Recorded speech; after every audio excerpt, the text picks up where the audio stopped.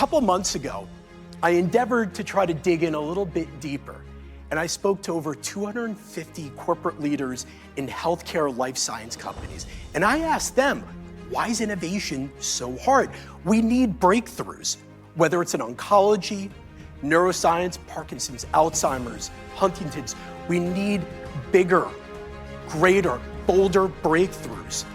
So I asked them, and this group came together, and in no particular order, these are some of the things they said that get in the way. We don't have the right people.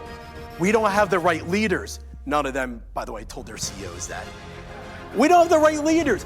We don't have enough funding. Nobody ever has enough funding, but we don't have enough funding. We don't have enough time. My favorite though, we don't even know what innovation really is.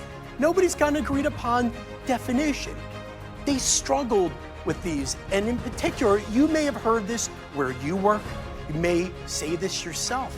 All these are valid explanations of why innovation is hard. But there's one that didn't get recited, which for me is maybe the cardinal issue. And if we were to look in the mirror, we'd probably see the answer staring back at ourselves. The biggest issue for me is us.